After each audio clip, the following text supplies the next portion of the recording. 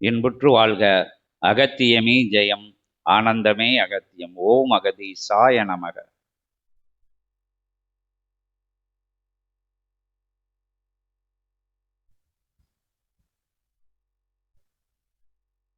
இறை சபையானது, இறை மகா சபையானது இறைவன் அமர்ந்து இறையாட்சி புரிகின்ற தலமாக, அகத்தியன் வடிவமைத்து அமர்ந்த தலமாக, 18 சித்தர்களும் வணங்கி நிற்கின்ற, இறையை வணங்கி நிற்கின்ற இறை சபையாக திகழ்கின்ற இச்சபையிலே, பொற்சபையிலே, பொன்னம்பல மகா சபையிலே 9 கோடி சித்தர்களும் வலம் வந்து அனுக்கிரகம் கொடுக்கின்ற அற்புதமான நிலைகள் நடந்தேறி வருகின்றது. சித்தர்கள் ஆட்சி மலர வேண்டும், கலியுகம் அதிலே சித்தர்கள் ஆட்சி மலர வேண்டும், சித்தர் கரங்களிலே ஆட்சியானது அமைய வேண்டும் என்கின்ற நிலையிலே அது உயர்வான நிலையாக, உன்னதமான நிலையாக சித்தர்கள் கரம் பிரபஞ்ச ஆட்சி கொடுக்கப்படும் போதே உயர்வான நிகழ்வுகள், உயர்வான மாற்றங்கள், உன்னதமான மாற்றங்கள், அற்புதமான தர்ம யுகமாக மலர்கின்ற நிகழ்வானது நடைபெறும் என்கின்ற நிலையிலே சூட்சமமாக சொல்லப்பட்டது, சூட்சமமாக நினைக்கப்பட்டது, அனைவருடன் சிந்தைக்குள்ளும் சென்று அற்புதமான ஜீவ நாடிகள் வாயிலாகவும் தவ சீலர்களின் சிந்தைக்குள் உதித்த அற்புதமான நிலைக்குள்ளும் இருந்து பாரதம் முழுவதும் பரவி நின்ற நிலை அனைவரும் அறிந்ததே. சித்தர்களோட ஆட்சி வரப்போகுது, சித்தர்கள் ஆட்சி வந்தான்னா நாடு சுபிட்சம் அடைஞ்சிரும், மாசம் மும்மாரி மழை பொழிஞ்சிரும், புண்ணியங்கள்லாம் நடக்கும். இங்கே எல்லாமே தலைகீழா நடந்துக்கிட்டு இருக்கு, தர்மம் எங்கேயும் இல்லை, தர்ம சிந்தனை எங்கேயும் இல்லை, எனக்கு எமது, எனக்கு மட்டும், எங்களுக்கு மட்டும், நான் என்ற நிலைக்குள்ள, என்னால் முடியும் அப்படிங்கிற நிலைக்குள்ள தான் மாந்தர்களோட மனநிலை இருந்துட்டு வருது. பரந்த மனநிலை இல்லை. எல்லாரும் சிவனோட அம்சம் அப்படிங்கிறது யாருக்கும் தெரியல. எல்லா ஜீவராசிகளும் இறையோட அம்சம்னு யாருக்கும் தெரியல. ஜீவகாருண்ய நிலைகள்லாம் கிடையாது. வாடிய பயிரை கன்று வாடி நின்ற அத்தகைய வள்ளல் பெருமான கூட கலியுகம் கண்டுக்கிடல அப்படிங்கிற எத்தனையோ விதமான கருத்துக்கள் உலாவி வந்தது பாரத தேசத்துல. இல்லை, எல்லா தேசங்கள்லையும் அறிஞ்சவங்க தெரிஞ்சவங்க நல்ல யுகமா மாறணும், காலம் கெட்டு போச்சு, கலியுகம் ஆயிடுச்சு, கலியுகம் ஆயிடுச்சு, கலியில அப்படித்தான் நடக்கும், கலியுகம் இல்லை அப்படின்னு நம்ம சொல்லத எல்லாரும் கேட்டிருக்கோம். அந்த யுகத்தை மாற்றணும்னா என்ன செய்யணும்னா பரந்தாமன் தான் மாற்ற முடியும். ஏன்னா கெட்டு போச்சுன்னா அழிச்சிருவாங்க. அதாவது யுகம் கெட்டு போச்சு, மனிதர்கள் கெட்டு போயிட்டாங்க, இங்கே உள்ள சிஸ்டம்னு சொல்லுதல்ல, அந்த அந்த நடைமுறைகள்லாம் கெட்டு போயிடுச்சு அப்படிங்கிற அப்போ பஞ்சபூதங்களுக்கு ஆற்றல் இருக்காது, அதுக்கு சீற்றம் கொண்டுரும், அது அது தாறுமாறா இயங்க ஆரம்பிச்சிடும்.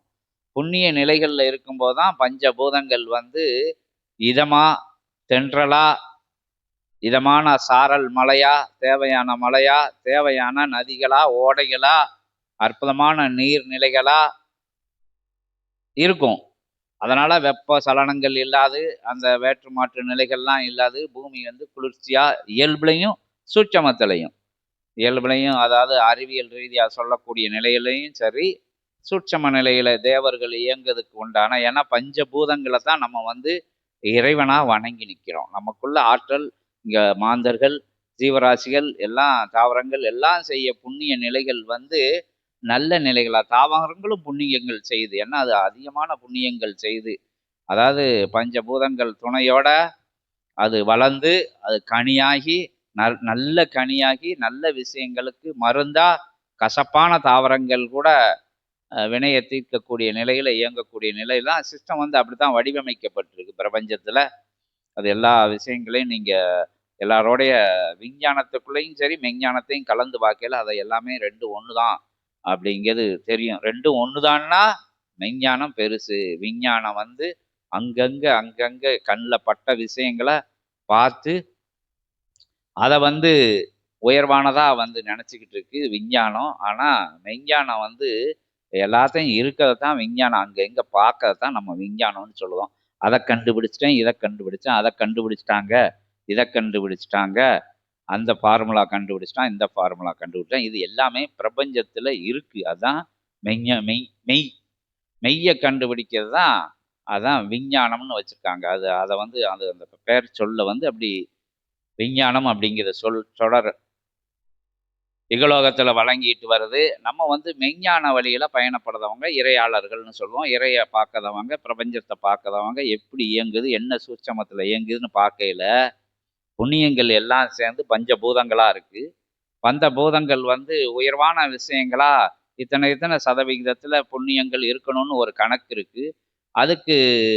அதற்கு மாற்று நிலைகள் வரும்போது பாவ நிலைகள் கூடையில் பூதங்களுக்கும் கோபம் வந்துடும். நம்ம வந்து பூதத்தை வந்து எதா வச்சுருக்கோம், சிவபெருமானாக வச்சுருக்கோம். அப்போ சிவபெருமான்னா ஒட்டுமொத்த புண்ணியங்கள் சேர்ந்ததான் சிவபெருமான். யோகிகள், ஞானிகள், மகான்கள் தான் அந்த சிவ ஆற்றலாக இருக்குது. சிவ சங்கமம், சித்த சங்கமம் தான் சிவம் அப்படின்னு சொல்லி சாதுக்கள் சங்கமம் அப்படின்னு சொல்லப்படுதில்ல. அது மாதிரி புண்ணிய சீலர்களின், புனிதர்களின் எல்லாரோடைய புண்ணிய நிலைகள் தான் சிவம் அப்படின்னு சொல்லப்படுது. அவர் அன்பே கருணையே வடிவாக இருக்காரு. அவர் தான் ஒன்றுமே இல்லாத நிலைக்குள்ளே இருந்து எல்லா நிலையிலையும் இயங்க வைக்கக்கூடிய தன்மையில் ஒன்றுமே அற்ற நிலையில் இருந்து எல்லாமா இருக்கக்கூடிய நிலைன்னு உங்களுக்கு எல்லாருக்கும் தெரியும். அவரிலிருந்து எடுத்த அவதார நிலைகள் தான் அது அவரோட அம்சம். அதாவது பிரபஞ்சத்தோட அம்சம், பஞ்சபூதங்களோட கூட்டோட நிலைகள் அந்த புண்ணியத்தோட இதில் இருந்தால் எல்லா ஆற்றல்களும் வெளிவருது. சிவத்தில் இருந்து தான் எல்லா விஷயங்கள் தோற்றுவிக்கப்படுது, தோன்றப்படுது. அதிலிருந்து ஒரு நிலைக்காக சிவம் மாறி நின்ற நிலைதான் நாராயண கோலம், ஆதி நாராயண கோலம். ஒரு நிலை நமக்கு முருகப்பெருமான் மாறி நின்றது மட்டும் நமக்கு தெரியும். சிவத்தில் இருந்து வந்தது, அன்னையோட ஆற்றலும் சேர்ந்து வந்தது. அதனால் முருகப்பெருமானை தெரியும். அதே மாதிரி சரபோது ஏகப்பட்ட அவதார நிலைகள் எல்லாமே சிவனுக்குள்ளே இருந்து வந்த நிலைகள்.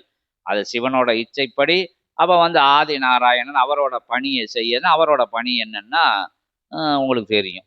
அதாவது யுகத்தை வந்து ஆளக்கூடிய தன்மை, எல்லா விஷயங்களும் அவர் அதை மேற்பார்வை, அது இன்னொரு சிவன் தான் அவரை சொல்லணும்.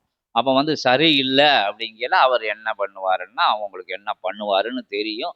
அவர் ஆற்றலோட எல்லா விஷயங்களும் இன்னும் புண்ணியங்களை சேர்த்து ஒரு அவதாரமாக வெளிப்படுவார். அந்த அவதாரம் வந்து யுகத்தை மாட்டும்.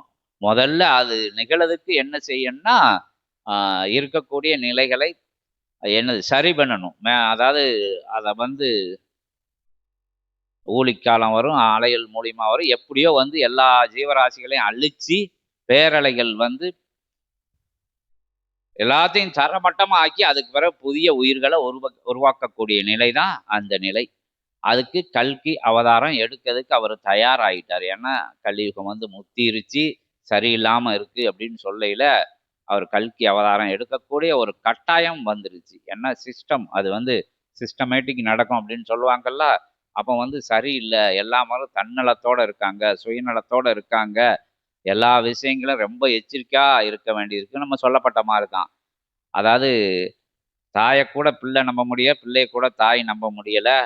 எல்லா விஷயங்களும் பெற்றவங்களை பிள்ளைகள் நம்ப முடியல, பிள்ளைகளை பெற்றவங்க நம்ப முடியல, சகோதர சகோதரிகளை நம்ப முடியல, இனத்துக்காரங்களை சொந்தக்காரங்களை நம்ப முடியல, நண்பர்களை நம்ப முடியல, சாதுக்கள் மாதிரி இருக்கிறவங்களை நம்ப முடியல. சாதுக்கள் வேஷங்கள்ல இருந்துக்கிட்டு வேற வேலைகள் செய்தாங்க.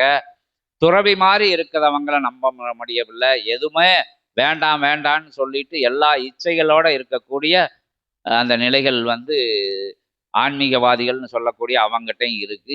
எதையுமே சொல்ல முடியல. உணவுன்னு எடுத்து உண்ணும்போது அதுக்குள்ள மருந்தா இருக்கு, நச்சுக்கெல்லாம் கலந்து இருக்கு. அதை நம்ம உட்கொள்ளும் போது ஏகப்பட்ட தீங்க விளைவிக்கு. யாரையும் நம்ப முடியல, எப்பொழுதும் நம்ப முடியல.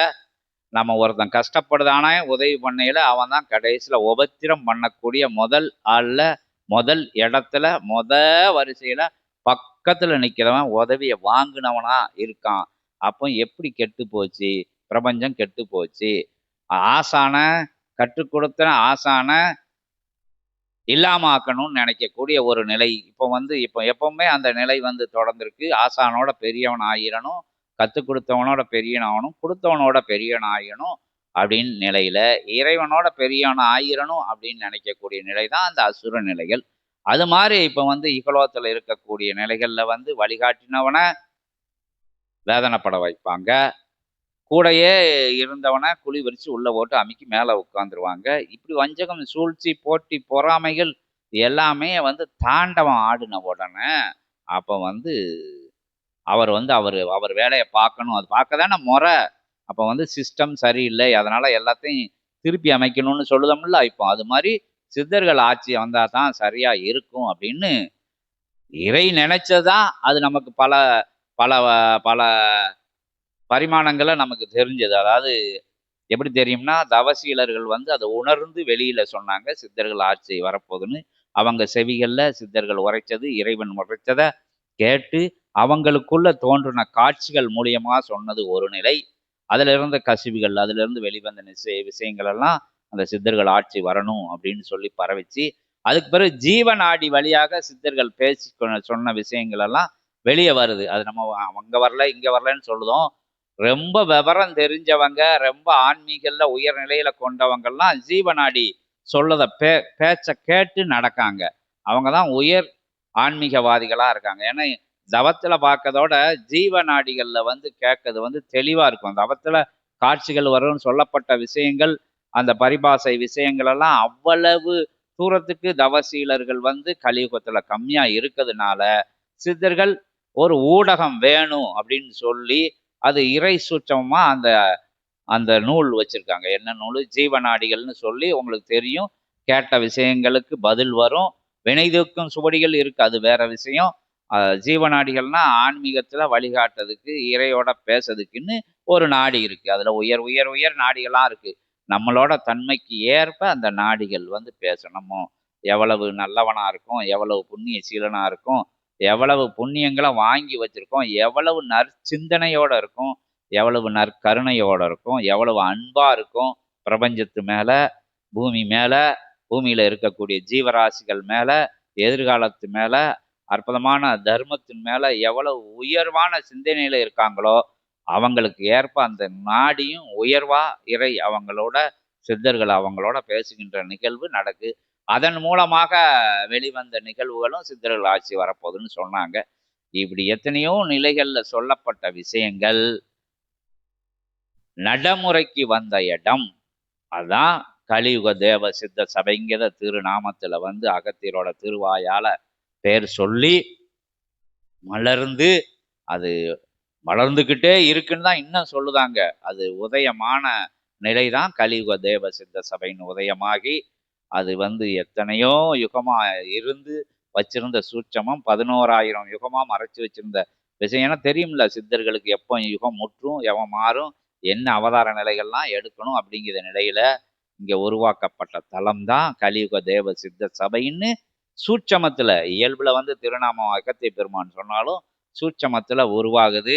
அகத்திய பெருமான் ஆசானா இங்க அமர்ந்தாரு. சிவமகா வாழை சித்தனை கையில எடுக்காரு. இகலோகத்துல உள்ளன்று பிறண்டு களி மாந்தர்களோட களி சாக்கடையில களி நிலையில இருக்கக்கூடிய ஒரு சிசுவை, இல்லாட்டி ஒரு வித்தை, இது இல்லாட்டி ஒரு ஒரு பொருளை, இல்லாட்டி ஒரு உயிரிய அவர் வடிவமா, இல்லாட்டி ஒரு மண்ணை, களி மண்ணை, அந்த இது நீங்க குளோன்னு சொல்வீங்கல்ல, அந்த மாதிரி விஷயங்களை கையில எடுத்து அவர் படிப்படியா அதை பதப்படுத்தி, மென்மைப்படுத்தி, மேன்மைப்படுத்தி, உயர்வுபடுத்தி, உன்னதப்படுத்தி, உத்தமப்படுத்தி, பல இடர்களை, இன்னல்களை, துன்பங்களை, துயரங்களை, வேற்று மாற்று நிலைகளை, வேற்று மாற்று நிலைகளுள்ளெல்லாம் உலாவ விட்டு அதை அவர் உருவாக்கின ஒரு தலம்தான், இடம்தான், சித்தன் தான். இப்போ உங்க முன்னாடி உரையாற்றிக்கிட்டு இருக்கக்கூடிய யாருன்னு உங்களுக்கு தெரியும். சிவமகா வாழை சித்தன் அப்படின்னு வாழை சித்தன் நாமகரணம் சூட்டப்பட்டு படிப்படியா கற்றுக் கொடுத்து இப்போ சிவநிலை, சிவநிலைக்கு அடுத்த நிலை அப்படின்னு சிவமகா நிலை 11,000 ரொம்ப வருது, கதைகள்ல வருது. கதைகளோட அது வந்து அதோட உண்மையான சாரத்தை வந்து எடுத்து சொல்லிக்கிட்டு இருக்காங்க சித்தர்களும் தேவர்களும். சிவமகா வாழை சித்தனை முன்னிலைப்படுத்தி அவங்களெல்லாம் பின்னுக்கு இருந்து சித்தர்கள் தேவர்கள் கூட பின்னாடி இருக்காங்க. ஏன்னா ஒரு மனுஷனை ஒரு ஒரு ஜந்துவ ஒரு வந்து உயிரிய வந்து ஒரு களி மாந்தனை வந்து யுகம் வந்து ஏற்றுக்கிடாது. ஏன்னா கலியுகம் இல்லையா? ஒருத்தனை போய் சித்தன்னு எப்படி சொல்லலாம்? சாக்கடைக்குள்ள கிடக்கணும், சாக்கடை தண்ணிய கிடக்கணும், புத்தி இல்லாம இருக்கணும், நெனச்செல்லாம் ஒளரணும், இல்லாட்டி மேலேயே பார்த்துக்கிட்டு இருக்கணும், இல்லாட்டி குளிக்காம இருக்கணும். இப்படி விஷயங்கள பின்னாடி இல்லைன்னா, அதிக பொருள் செலவுல ஆடம்பர நிலைகள்ல கோபுர நிலைகள் எல்லாம் கட்டி, உயர் வஸ்திரங்கள்லாம் கட்டி, உடை நிலைகள் எல்லாம் உயர் நிலையில உடுத்தி, அவங்க வந்து உயர்வான தோற்ற நிலைகளை காமிச்சு இருக்கிறவங்க சொன்னா கேட்கக்கூடிய யுகம் இது கலியுகம். அது உங்களுக்கு எல்லாருக்கும் தெரியும். போன உடனே கையில காசு கொடுக்கணும், வர்றவங்கள வணங்கி நிக்கணும். அந்த இடத்த அவங்களுக்கு தங்கதுக்கு சரியான உயர்வான தளத்தை ஏற்பாடு பண்ணி கொடுக்கணும். இவங்க சீட வந்தவங்க சொன்னதையெல்லாம் சித்தன் கேட்கணும். அப்படின்னு இல்ல உள்ள ஆன்மீக அவங்களுக்கு சாதகமா அந்த ஆன்மீக ஆளர்கள் வந்து பேசணும். இது நடந்துரும், இது ஜெயிச்சிரும், இதை பண்ணிடலாம், அதை பண்ணிடலாம், அப்படி செஞ்சிடலாம், இப்படி செஞ்சிடலாம், நம்ம நினைச்சா செஞ்சிடலாம், எதுனாலும் செஞ்சிடலாம் அப்படின்னு பேசவங்கிட்ட ஒரு கூட்டம் மதிமதங்கி அந்த விதியின்பால் அங்க வந்து சென்று அந்த விதியே வந்து விளையாட்டா அங்க வந்து அவங்க விளையாடிக்கிட்டு இருக்காங்க. அதுவும் நிகழ்ந்துகிட்டு இருக்கு. இப்படி நிலைகள்லாம் இல்லாம ஒரு குக்கிராமத்துல ஒரு ஏதுமற்ற தன்மையில ஒரு எந்த படிப்பு அறிவு நிலைகளுக்கும் உள்ள போகாத நிலையில உலகம் சுத்தி பார்க்காத உயர்வான அனுபவ நிலைகளுக்குள்ளெல்லாம் போகாத ஒரு மாந்தனை எப்படி ஏத்துக்கிட முடியும்? அதனால தான் அவனை உயர்வுபடுத்தி, உன்னதப்படுத்தி, உத்தமப்படுத்தி, அவன் பாதைகளை பக்குவப்படுத்தி, எப்படி சபை அமைக்கணும், எப்படி சீடர்களை வந்து பார்த்து ஏற்பாடு பண்ணணும், எப்படி சீடர்களோட பக்குவமா நடந்துக்கிடணும், சீடர்கள்னு வர்றவங்க என்ன என்ன களி மண்டி கிடப்பாங்க, களிக்குள்ள ஆழ்ந்து கிடப்பாங்க, ஆன்மீகம் கூட வசதியான நிலையில ஆன்மீகம் பண்ணணும், ஆன்மீகவாதிகள் இருக்கணும்னு நடக்கக்கூடிய ஒரு நிலை. ஏதாவது அந்த நிலை ஒண்ணு வந்து புத்தி இல்லாதவனா இருக்கணும், இல்லாட்டி இப்படி இருக்கணும், அப்படி இருக்கணுங்கிற ஒரு அவங்களா ஒரு வடிவமைப்பு. அவங்க என்ன நிலைகளுக்குள்ளெல்லாம் ஆன்மீகவாதிகள், சித்தர்கள் இருக்கணும் அப்படிங்கிற ஒரு நிலையில வர்ற மாந்தர்களை கொஞ்சம் கொஞ்சமா பக்குவப்படுத்தி, அவங்களுக்கு முதல்ல வந்து அவங்க இஷ்டத்துக்கு செயல்பட்டு, அவங்கள வந்து தாய் சோறு நிலாவை கூட்டி நிலாவை காமிச்சு சோறு விட்டது மாதிரி இங்க வந்து கிரியை நிலைகளை அந்த நிலைகளை இந்த நிலைகளை அதை காட்டி இதை காட்டி சுவடியோட ஆற்றலை காட்டி அவங்க கொஞ்சம் கொஞ்சமா உள்ள இழுத்து அவங்கள உண்மை நிலை என்னது அப்படிங்கிறத புரிய வைக்கிறதுக்குள்ள எத்தனையோ அவங்க வினைய நிலைகளை வந்து சித்தன் எடுத்துக்கொள்ள வேண்டியது வரும். தொண்டை புண்ணாகும், உடல் உபாதைகள் வரும், விதி விளையாடும், அவங்களுக்கு வரக்கூடிய வினைகள் சித்தனுக்கு வரும். சித்தன் அந்த நிலையிலெல்லாம் ஜெயிக்கணும். அதை காணலைன்னா அவங்க தேவர்கள் சித்தர்களோட முறையிடணும். அவங்க திருப்பாதங்கள்ல கொண்டு அதை வந்து சமர்ப்பணம் பண்ணி அவங்க அதை ஏற்கணும். அதாவது பிரபஞ்சம் அதை ஏற்கணும். ஏன்னா மானிடர்கள் செய்யக்கூடிய தவறு நிலைகளை வந்து இறைவனை ஏற்க வேண்டி உள்ளவது. அப்ப சித்தன் எம்மாத்திரம்? அப்ப சித்தன் வழியா அகத்தியருக்கு போய் அகத்தியர் வழியா சிவத்துக்கு போய் அது பிரபஞ்சம் அதை உள்கொண்டுக்கிடுது. ஆனா அவங்களுக்கு உபாதைகள் வரத்தான் செய்யணும். கடந்து போகிற பாதைகள்ல வெப்பமான வெப்பமான விஷயங்கள் கிடைக்கல. அந்த கடத்தி போட தன்மை என்ன ஆகும், அது வந்து என்ன நிலைக்கு போகும் அப்படிங்கிறது உங்களுக்கு தெரியும். குளிர்ச்சியான விஷயங்கள்ல கடத்தக்கூடிய நிலைகள் என்ன என்ன கெட்டு போகுது, பால்பட்டு போகுது விஷயங்கள்லாம் அவங்களுக்கு தெரியுது. அது மாதிரி வினைகளை கடத்தக்கூடிய நிலைகளையும் சில சில தொந்தரவுகள் என்ன இடர்கள் இன்னல்கள் எல்லாம் இருக்கும். அதற்கு என்ன செய்தாங்கன்னா அவங்க அவங்களோட உயர்ந்த மனச உயர்ந்த பக்குவத்தை அவங்க அன்பே சொரூபமா இருக்கிற நிலைய அவங்க வந்து அடுத்தவங்களுக்கு புண்ணியம் பண்ணணும் அப்படிங்கிற நிலையில எல்லாம் பார்த்து அவங்க தேவர்களும் சித்தர்களும் அதை உள்வாங்கிக்கிடுதாங்க. ஓரளவுக்கு சித்தனுக்கு சிவசபைக்கு சீடர்களுக்கெல்லாம் பாதிப்பை கொடுத்தாலும் அதை வந்து தேவர்களும் சித்தர்களும் பிரபஞ்சம் ஏத்துக்கிடுது கொஞ்சம் கொஞ்சமா.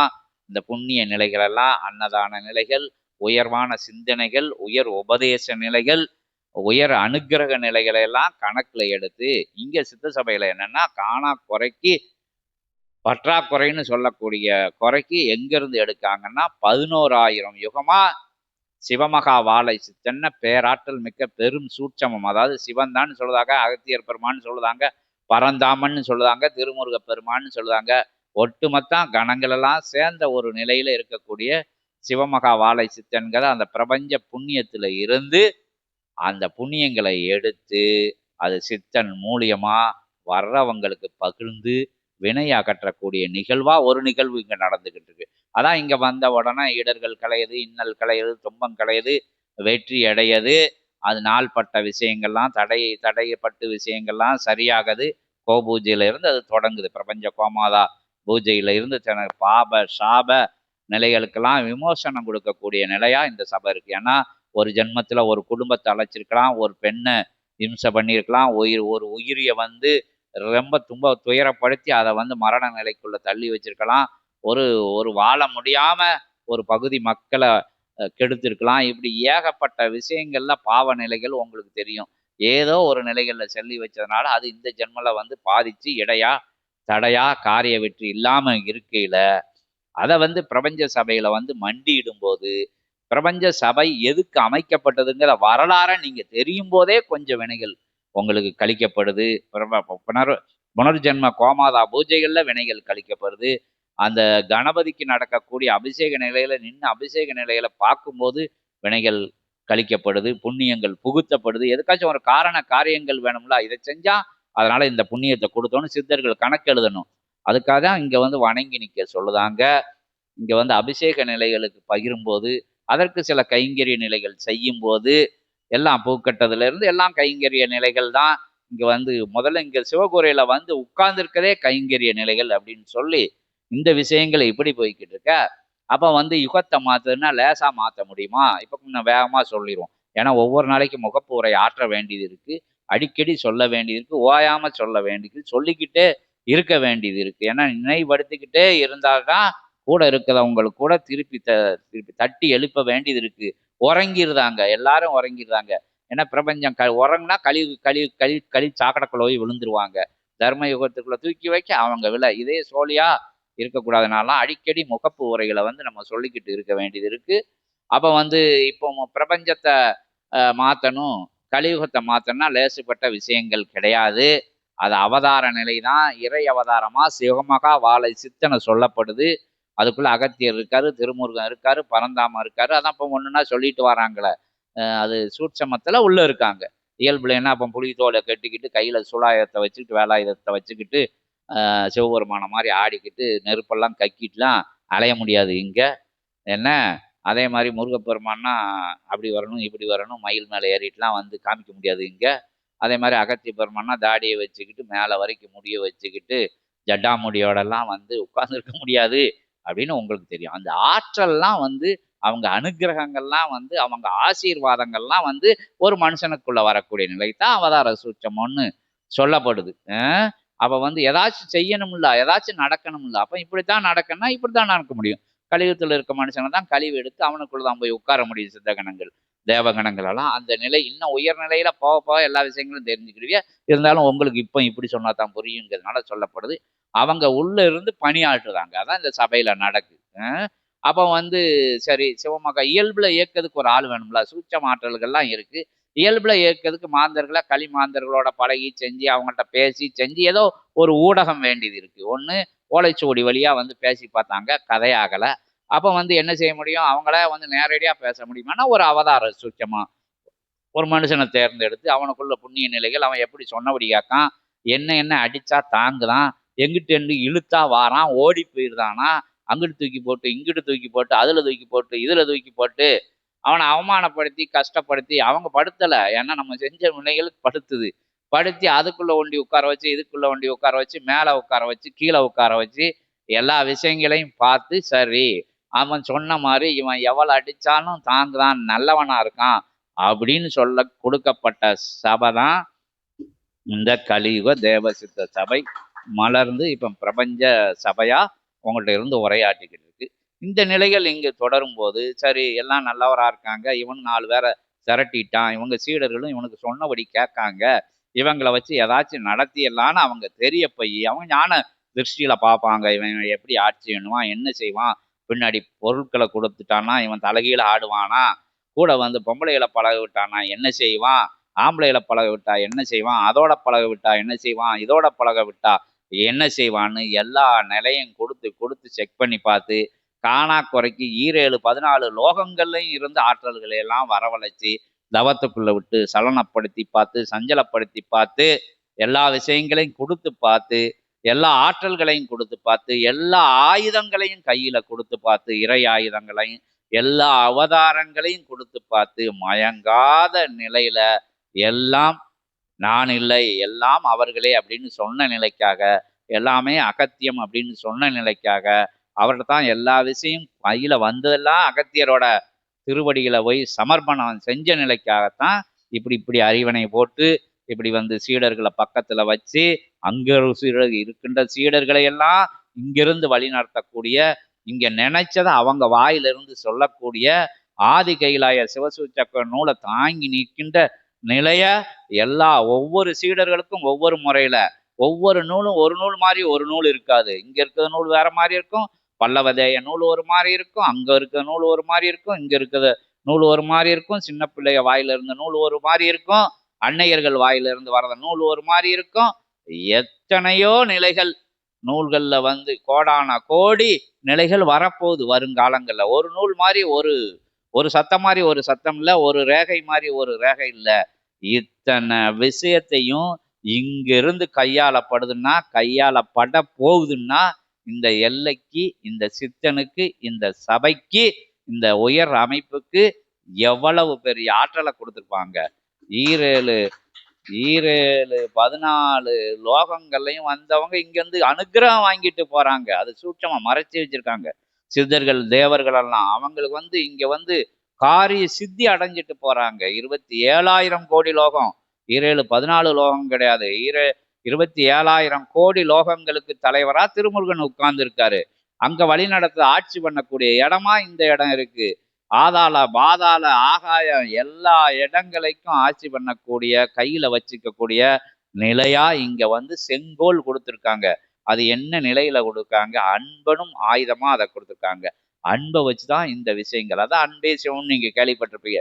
சித்தர்களும் அன்பானவங்க, சித்தர்களோட ஒத்துமட்ட தொகுப்பு தான் சிவம். அவங்களுக்கு சீற்றம் ஏன் வருது, சிவபெருமானுக்கு கோபம் ஏன் வருதுன்னா அன்புக்கு பங்கம் வரும்போது அவங்களுக்கு கோபம் வந்துடும், அடியாருக்கு பங்கம் வரும்போது கோபம் வந்துடும், நல்ல விஷயத்துக்கு பங்கம் வரும்போது அவங்களுக்கு கோபம் வரும். அதுதான் சித்த சபையிலையும் நடந்துகிட்டு இருக்கு. சித்தன் சீர்தான் மாறுதான் முறைக்கான் அப்படிங்கிற விஷயம்லாம் எதுக்குன்னா அன்புக்கு எங்கேயும், எளியவர்களுக்கு எங்கேயும், உயர்வான பாதைக்கு எங்கேயும், உயர்வான உன்னதமான பணிக்கு எங்கேயும், உயர் மாற்றத்துக்கு எங்கேயும் பங்கம் குதர்க்கம் குந்தகம் எதுவும் விளைஞ்சிடக்கூடாது. நான்கத நிலைக்குள்ள போய் அவன் வச்சிருக்கிற காசு நிலைக்குள்ள போய் அவங்க இருக்கக்கூடிய வண்ண வண்ண உடை நிலைகளை வச்சுக்கிட்டும் அவங்க இருக்கக்கூடிய அந்த அந்த அந்த ஏற்ற இறக்கங்கள் சொல்லுதாங்கல்ல, அழகு அவலட்சணம் அது இது வச்சிருக்கிறவன் இல்லாதவன் அப்படிங்கிற நிலைக்குள்ளையெல்லாம் வந்து இங்க வந்து சேட்டை பண்ணையில அந்த சேட்டையை சாட்டை எடுத்து அடிக்க வேண்டியது இருக்கு. சும்மா வந்தா சும்மா தான் இருக்கக்கூடிய நிலை இங்க. அதை இதை வச்சுக்கிட்டு எனக்கு அது இருக்கு, எனக்கு இது இவ்வளவு நீளம் இருக்கு, நான் இப்படி வச்சிருக்கேன், எனக்கு இவ்வளவு சதுரமா இருக்கு, வட்டமா இருக்கு, உயரமா இருக்கு, அதெல்லாம் இங்க தகர்த்தெறியப்படக்கூடிய இடம் தான். இங்க வேற இடத்துல சொல்லிக்கிட்டு இருப்பாங்க, இங்க செயல்ல நடக்கக்கூடிய இடம் இது. மதிப்பு மரியாதை மனுஷனுக்கு மனுஷன் மரியாதை கொடுத்தனும், ஜீவராசிகளுக்கு மதியான கொடுக்கணும், அது இயல்புல நடந்துகிட்டு இருக்கும். சேட்டை பண்ணையில இங்க சீரிப்பாய்த இடம் இது. ஏன்னா அந்த கோட்டைக்கு, அந்த உயர்வுக்கு, அந்த உன்னதத்துக்கு, அந்த உத்தம ஆற்றலுக்கு, அந்த இறை ஆற்றலுக்கு எந்த குந்தகம் வராம இருக்கக்கூடிய நிலையில தான் இங்க சீற்றங்கள் வரும் சித்தனுக்குள்ள இருந்து. அதான் சில நேரம் தாங்க முடியாம இங்க இருந்து ஆட்கள் வந்து அவங்க கர்மா வேலை வாக்கையில இந்த இடத்த விட்டு காலி பண்ணி போய்கிட்டே இருக்காங்க. 30 வருஷமா வந்துகிட்டு இருக்காங்க, போய்கிட்டு இருக்காங்க.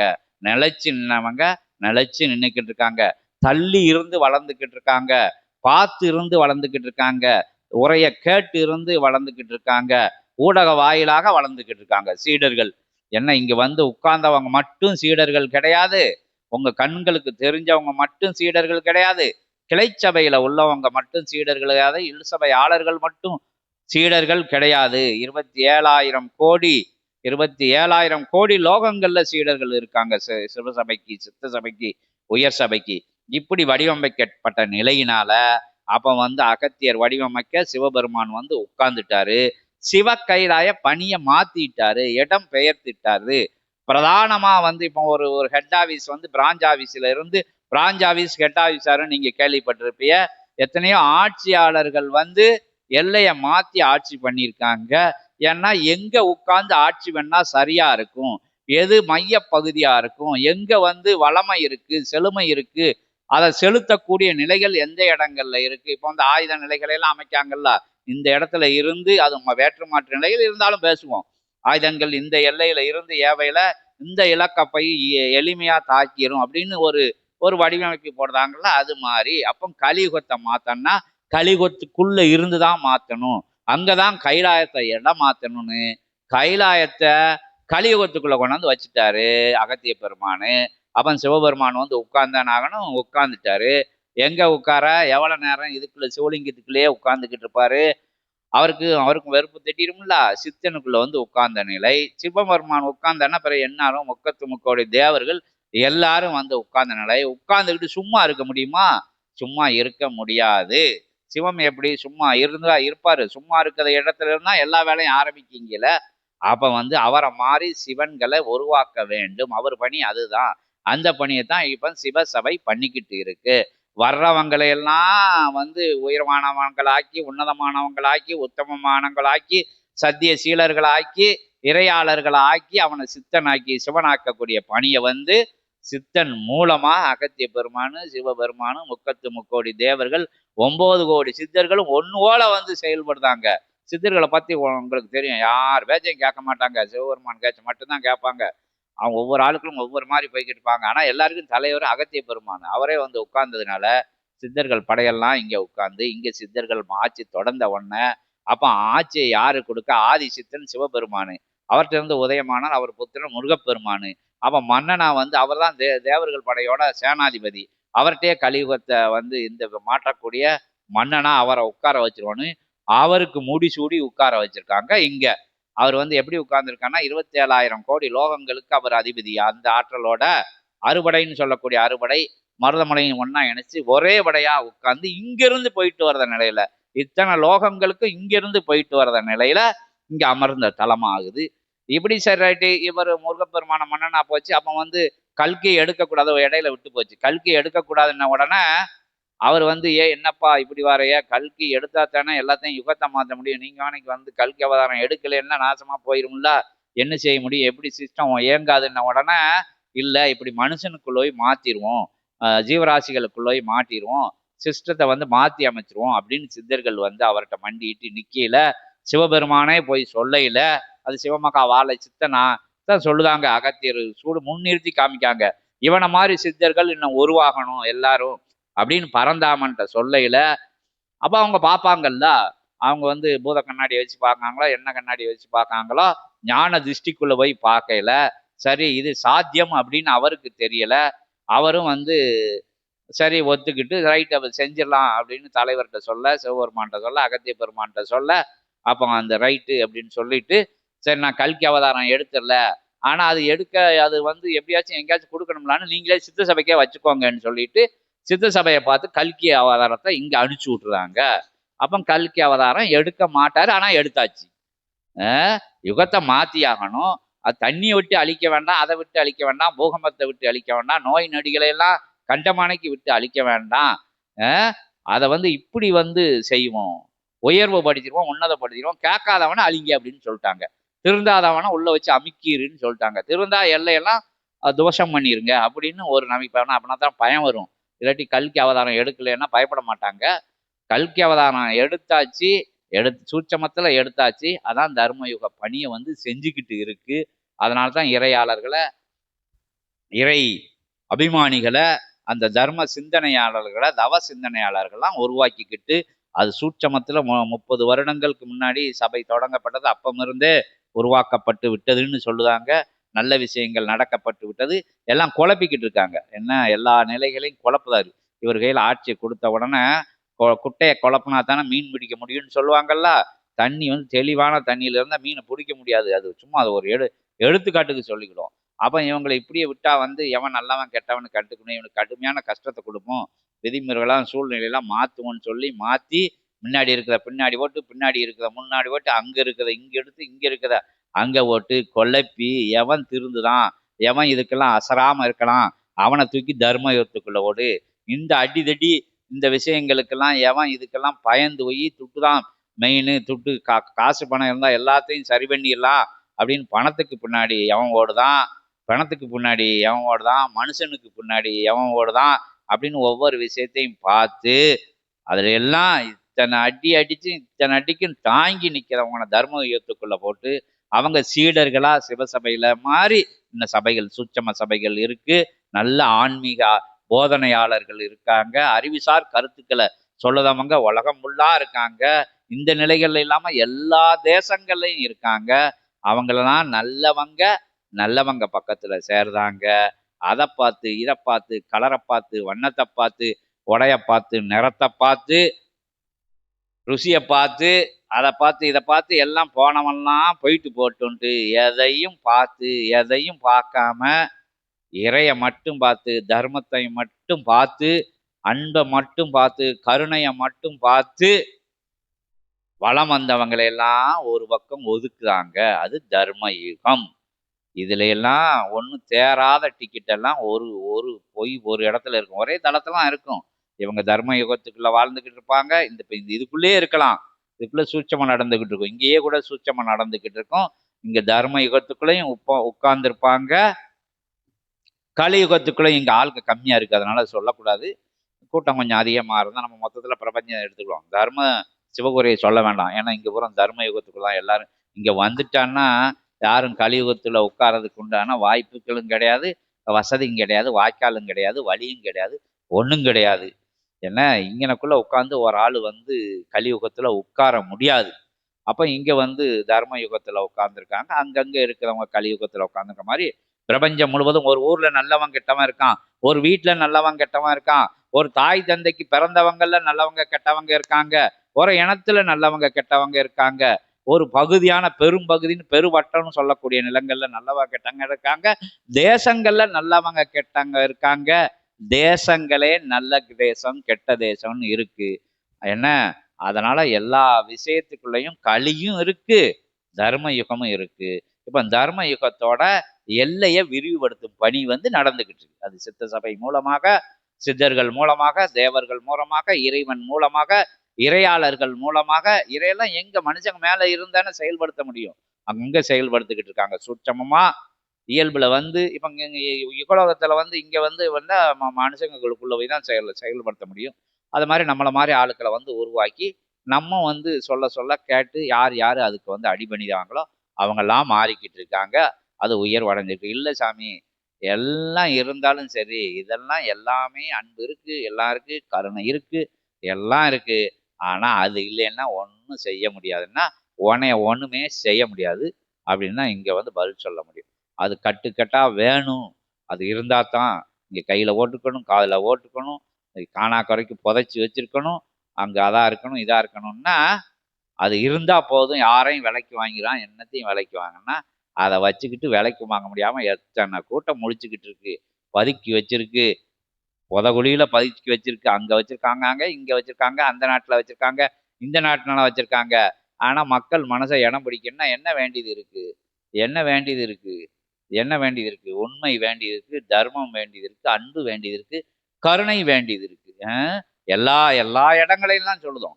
அதை வச்சு எல்லாம் பண்ணிடலான்னா எதை பண்ண முடியும்? ஏதாச்சும் தீரா நோய் வந்துருச்சுன்னா என்ன பண்ணிய? கட்டுக்கட்டா இருந்து இந்த மச்சில இருந்து ஒருத்தன் ஏதோ ஒரு நாட்டுல இதெல்லாம் தேவையில்லை அப்படின்னு ஒன்றும் காப்பாற்ற முடியல, இவ்வளோ பணம் இருந்து என்னோட குடும்பத்தை என்னால் காப்பாற்ற முடியலன்ட்டு மேலே இருந்து மேலே மொட்டை மாடியில் போய்கிட்டு 5வது மாடியில இருந்து தெரு ஊரம் எடுத்துற போட்டான் குப்பைன்னு சொல்லி அவன் உணர்ந்துக்கிட்டான். பெரிய பெரிய பெரிய சக்சஸ் மேன் அப்படின்னு சொல்லதவங்கலாம் கடைசியில் சாக போகல ஒன்றுமே இல்லை. உண்மைதான், உயர்வு தான், இறை தான், நிம்மதி தான், அமைதி தான், சாந்தம் தான், சந்தோஷம்தான், அதில் தான் எல்லாம் இருக்குது. பணத்தில் வெற்றியில எல்லாம் ஒன்றும் இல்லை இகலோக வெற்றியில் அப்படின்னு சொல்லிட்டு போயிட்டாங்க. எல்லாரும் வந்து உச்சத்துக்கு போனால் அதான் சொல்லுவாங்க. அதனால் வந்து அன்பான அவர்களை மாற்றக்கூடிய அற்புதமான பணியை நடத்த இவர் முருகப்பெருமான் வந்திருக்காரு. அன்பை வேற வேலாயுதத்தை வச்சு அவர் குத்தல, அன்பு ஆயுதமா வச்சு அவர் மாத்திக்கிட்டு இருக்காரு சீடர்களை வந்து. குத்துறது விஷயமெல்லாம் வேற. அதாவது சீடர்களுக்கு யாராச்சும் துன்பம் பண்ணா அவங்கள தான் குத்துவார் அவர் வேல் கம்பை வச்சு. மற்றபடி இங்க சீடர்களை வந்து அரவணைச்சு அன்பால வழி நடத்திக்கிட்டு இருக்காரு. பரந்தாமன் கல்கியை கொடுத்தாச்சா, கல்கி அவதாரம் வந்துருச்சு. அப்ப இங்க ஏற்கனவே சிவ அவதாரம்னு சொல்லுதாங்க. அப்ப வந்து இப்படி பட்டை போட்ட இடத்துல இப்படி ஒரு நாமம் போட்டாச்சு. சரி, ரைட்டு. அதுக்கடுத்து என்ன செய்யணும்? சரி, அனுக்கிரகம் கொடுக்கறதுல அற்புதமான அவரம் யாரு? அந்த அவதாரத்தினே அடுத்தவங்களுக்கு கொடுக்கணும், ஜீவராசிகளுக்கெல்லாம் செய்யணும்னு அவதாரம்னு சொல்லப்படுது. அது உயர்வான அவதாரமா சொல்லப்படுது, சத்யநாராயண அவதாரம். சரி, மெகா கிஃப்ட் ஒன்று கொடுத்துருவோம் அப்படின்ட்டு ஒழுங்காக தான் போய்கிட்டு இருக்கு. அப்போ வந்து சரி, ரைட், அடுத்த கிஃப்ட்னு சொல்லி சத்யநாராயணனை இங்கே வந்து உட்கார வச்சுட்டாங்க. இப்படி போய்கிட்டு இருக்கு சபை. என்ன இதுக்கு மேலே என்ன செய்யணும்? இறையாளர்களுக்கு என்ன செய்யணும்? இப்படி இப்படி நடந்துகிட்டு இருக்கு. இவ்வளவு விஷயத்தையும் கொடுத்துக்கிட்டு இருக்காங்க. வேண்டாம் வேண்டான்னு கொடுக்காங்கன்னு சொல்லுவாங்கல்ல, அது மாதிரி வேண்டாம் வேண்டாம் வேண்டாங்கல கொடுத்துக்கிட்டு இருக்காங்க கலியுகத்துல. அதை நிறைவா உணர்ந்தவங்க நிறைவா உட்கார்ந்துக்கிட்டு இருக்காங்க சபையில.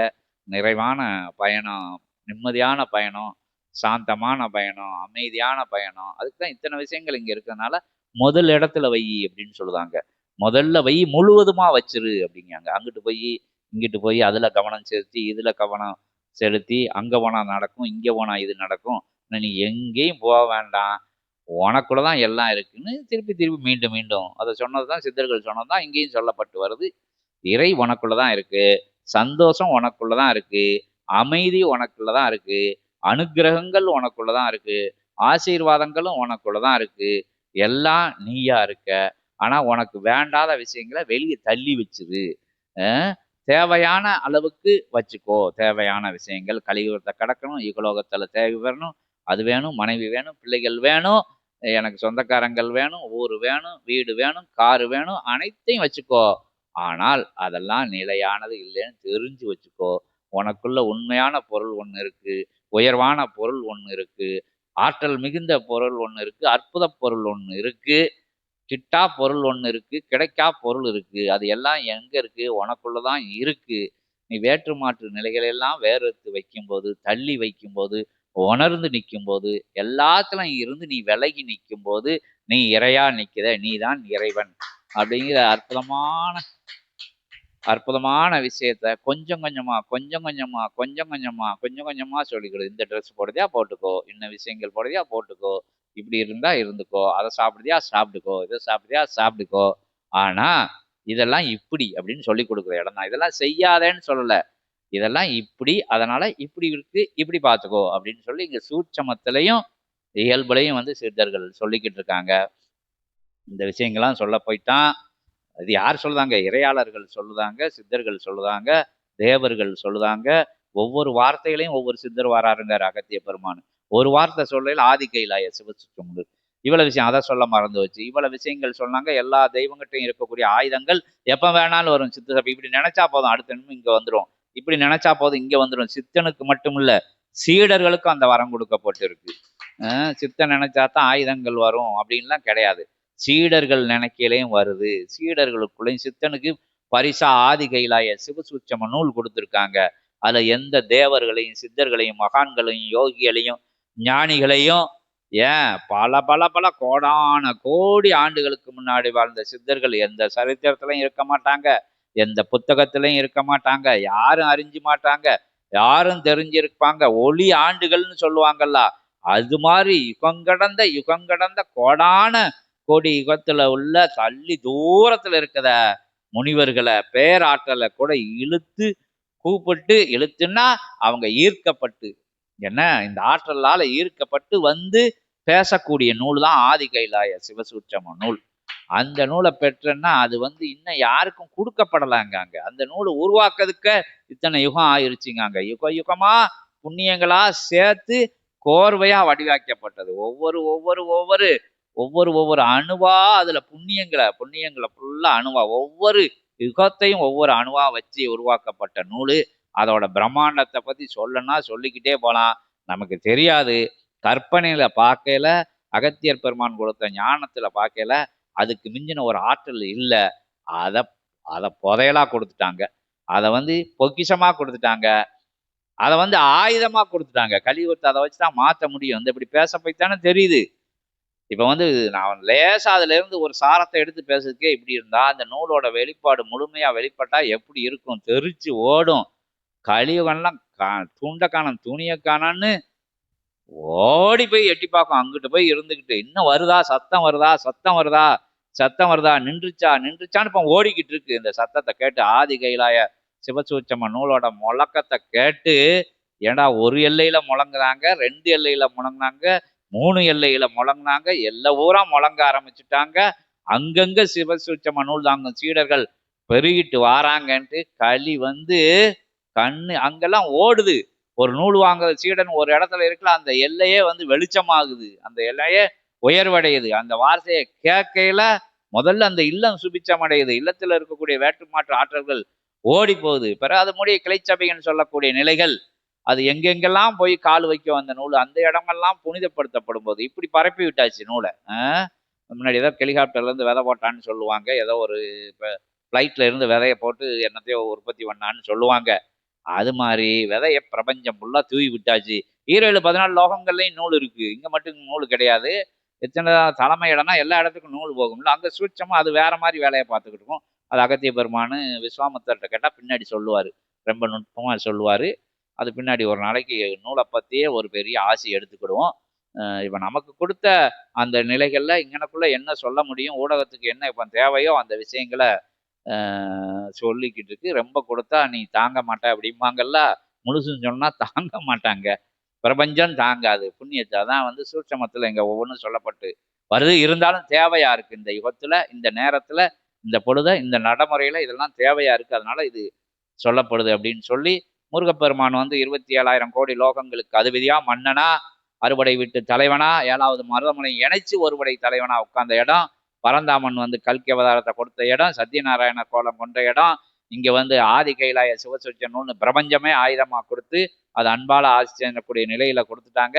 இன்னும் என்னென்னமோ கொடுத்துக்கிட்டே இருக்காங்க. என்ன இருக்கு ஏது இருக்குன்னு எங்களுக்கே தெரியாது சித்த சபைக்குள்ள. ஏன்னா பிரபஞ்சத்துல என்ன இருக்குன்னு எப்படி தெரியும்?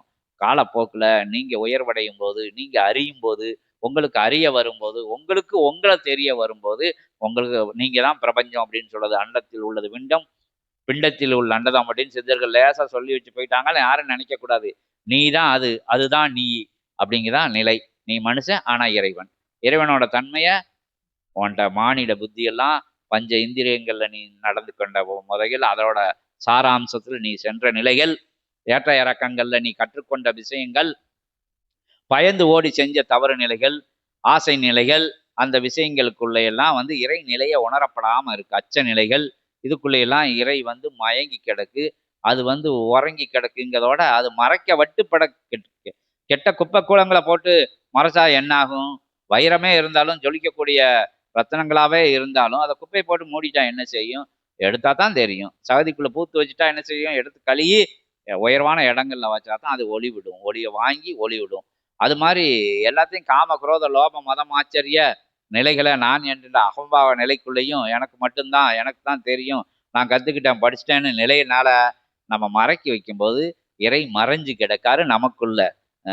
அதை உசுப்பி எடுத்து அதை வந்து அதை என்ன சொல்லக்கூடிய அந்த கழிவுகளை நீக்கிட்டு உடனே இறையா காமிக்கக்கூடிய பணியை சித்தர்கள் தேவர்கள் எல்லையில இருந்து செஞ்சுக்கிட்டு இருக்காங்க. அப்போ வரையில உங்களுக்கு கவலையே இருக்காது, பயமே இருக்காது, அச்சமே இருக்காது, எதுக்கு இருக்காலும் குழப்பமே இருக்காது. அந்த நிலைதான் இங்க சித்த சபை இருந்துகிட்டு இருக்கு. இங்க நவகிரகங்கள் இன்னொரு விஷயம், இங்க வர்றவங்கள நவகிரகங்கள் தள்ளி நிக்கி அப்படிங்காங்க. எந்த நவகிரகங்களும் சாடாதுங்காங்க. எவ்வளவு ஆற்றல் இருக்குல்ல, எப்படி சாரும்? சித்த சபைக்கு வந்துட்டா இவங்க நல்ல விஷயத்த சொல்லி கொடுத்துருவாங்க, நல்லது செய்ய ஆரம்பிச்சிருவான், நமக்கு வேலை இல்லைன்னு சொல்லி அது ஒதுங்கி நிக்க வைக்கிறோம். 3 அடி தூரத்துல இருந்து 30 அடி தூரம் ஒதுங்கி நிக்கின்னு சொல்லுதாங்க. இந்த விஷயங்கள்லாம் ஏன் வந்து மாறி மாறி இன்னும் சொல்லிக்கிட்டு இருக்கு அப்படின்னா, ஒவ்வொரு நாள்லையும், ஒவ்வொரு நேர பொழுதையும், ஒவ்வொரு சச்சங்க நிகழ்வுலையும் முகப்பு வரையில வந்து சபை என்ன செஞ்சுக்கிட்டு இருக்கு, என்ன பணி செஞ்சுக்கிட்டு இருக்கு, எந்த வளர்ச்சி அடைஞ்சுக்கிட்டு இருக்கு அப்படிங்கிற விஷயத்த கொஞ்சம் கொஞ்சம் முழுவதும் சொல்ல முடியாது. சிவபெருமான் சொன்னதா, அகத்திய பெருமான் சொன்னதா, எல்லாரும் சொன்னதுதான். முழுசும் வந்து சபையை பற்றிய வரலாறு சொல்ல முடியாது. சித்தனை பற்றி, சிவசூட்சம நூலை பற்றி, இன்னும் நடக்க போகிற விஷயங்களை எல்லாம் பற்றி எல்லாத்தையும் சொல்ல முடியாது. கொஞ்சம் கொஞ்சம் சொல்லி இது வந்து பிரபஞ்சத்துக்கு உணர்த்தப்படணும்னு சொல்லி அற்புதமான நிலையில அந்த உயர்வான சித்து இங்க இருந்து எல்லாத்தையும் வழி நடத்தக்கூடிய சித்தை இறைவன் பண்ணிக்கிட்டு இருக்காரு. இறை நூல் பண்ணிக்கிட்டு இருக்கு, இறை சூட்சமம் பண்ணிக்கிட்டு இருக்கு, அகத்தியர் பண்ணிக்கிட்டு இருக்காரு, திருமுருகன் பண்ணிக்கிட்டு இருக்காரு, பால தீர்புர சுந்தரி பண்ணிக்கிட்டு இருக்கு. எல்லாம் தெய்வங்கள் எல்லாம் சேர்ந்து ஒட்டு மொத்தமா உயர் லிங்கமா சொல்லக்கூடாத உயர் சூட்சம லிங்கம். முக்கத்து முக்கோடி தேவர்களும் 9 கோடி சித்தர்களும் ஒரு ஆற்றலா இருந்து ஒரே சிவலிங்கமா இருக்கக்கூடிய நிலை இங்க இருக்கு. அது இயல்புலையும் பிரதிஷ்டை பண்ணப்பட்டிருக்கு. அது சூட்சமத்துல அந்த லிங்கம் பிரபஞ்சம் முழுவதும் வியப்பித்திருக்கு. இங்க சடாச்சர சக்கரம், இங்க பாதுகாப்பு ரொம்ப. இங்க இந்த நல்ல பணி நடந்தா அங்க எதுவும் கெட்ட பணியும் வந்துரும்ல. அதுக்காண்டி அசுரர்கள்ட்ட இருந்து இங்க காப்பாத்த, அசுர ஆற்றல் இருந்து காப்பாத்ததுக்கு இங்க திருமுருகனோட சடாச்சர சக்கரம் பிரபஞ்சம் முழுவதும் மேல சுழண்டுகிட்டு இருக்கு. அதற்கு மேல 10 அவதாரங்கள் இந்த நூலை காத்துக்கிட்டு இருக்கு. பரந்தாமனோட 10 அவதாரத்தையும் இங்க அவர் பணி செய்ய விட்டுட்டாரு. இங்க போய் நூலுக்கு காவல் இருங்கன்ட்டு 10 அவதாரங்களும் தன்னைத்தானே சுத்தி நூலையும் சுத்திக்கிட்டு இருக்கு. பிரபஞ்சம் முழுவதும் சுத்தி வராங்க அவங்க. நூலுன்னா ஏதோ ஒரு இடத்துல இருக்கு, இங்கனக்குள்ள இருக்கு, பெட்டிக்குள்ள இருக்கு, சித்தனுக்குள்ள இருக்குன்னு சொல்லப்பட்டாலும் அது பிரபஞ்சம் முழுவதும் வியப்பித்து இருக்கதான் நூல். அந்த ஆற்றல் எல்லா லோகங்களையும் வியப்பித்திருக்கு நூலு. அப்ப எல்லா அதுவும் சுத்தி வாராங்க. தன்னைத்தானே சுத்ததுக்க பூமி தன்னைத்தானே சுத்ததுக்கு எப்படி 24 மணி நேரம்னு சொல்றாங்க. அப்ப கணங்கள் தன்னைத்தானே சுத்திக்கிட்டு எவ்வளவு வேகமா சுத்துதான். தன்னைத்தானே சுத்திக்கிட்டு ஆதி கைலாய சிவசூட்சம நூலையும் சுத்துது. அப்ப ஒரு கணம் ஒரு அதிவேகமா சுத்தக்கூடிய நேரத்துல இங்க ஒரு அவதாரம் இருந்தா அடுத்து 24 நிமிஷம் ஒரு நாளிகைன்னு சொல்லுவாங்க. அடுத்து 24 நிமிஷத்துல இந்த கணம் அடுத்த இடத்துக்கு போயிருது, அடுத்த கணம் இந்த இடத்துக்கு வருது. இப்படி சுத்திக்கிட்டு இருக்காங்க. இப்படி சுத்திக்கிட்டு அதிவேகத்துல பணி நடக்கு. இவ்வளவு ஆற்றலா இதெல்லாம் யோசனை பண்ணி பார்த்தா நமக்கே குழப்பமாயிரும். அவ்வளவு ஆற்றல் உள்ள இடம் தான் இந்த இடம்னு சொல்லி இங்கதான் இறைவனை கூட்டு பேச முடிய ஆற்றலை கொடுத்துருக்காங்க. வேற எங்கேயோ அங்கேயோ இங்கேயோ எந்த தளத்திலையோ கைலாயத்திலேயோ அங்க கைலாயம்னு சொல்லக்கூடிய இமயமலையிலையோ இங்கேயோ அங்கேயோ அந்த தளத்திலேயோ இங்க தளத்திலையோ எந்த தளத்திலையோ எத்த பெரிய ஆசிரமத்திலேயோ எவ்வளவு உயர்வான தோற்றம் கொண்ட இடங்களையோ தோற்றம் கொண்ட சித்தர்களும் தன்னை காட்டிக்கிட்டவங்களோ உண்மையிலேயே சித்தர்களாவே இருந்தாலும் கூட யார்கிட்டையும் இந்த ஆற்றல் இல்லாங்க. இங்க மட்டும் அங்க இருக்கக்கூடிய வாழும் சித்தர்களை கூட்டு அழைத்து பேசக்கூடிய வல்லமையும் இங்க ஆதிக்கை. அங்க ஒரு சித்தர் இருக்காரு, இமயமலையில் தவா இருந்துகிட்டு இருக்காருன்னா அடுத்த நொடி நினைச்சா இங்க இருந்து கூட்டு பேசக்கூடிய ஆற்றலை இங்க எதுக்கு கொடுத்துருக்காங்கன்னா யுகம் மாறணும். இருக்கிற ஆற்றலை எல்லாம் இங்க கொடுத்துட்டாங்க. எதுக்குன்னா இங்க போர்ஸா இருந்தா தான் களி அடிச்சு விரட்ட முடியும் அப்படிங்கிற நிலையில அவள் ஆற்றலையும் இங்க கொடுத்து வச்சிருக்காங்க. அதான் இங்க செயல்பட்டுக்கிட்டு இருக்கு.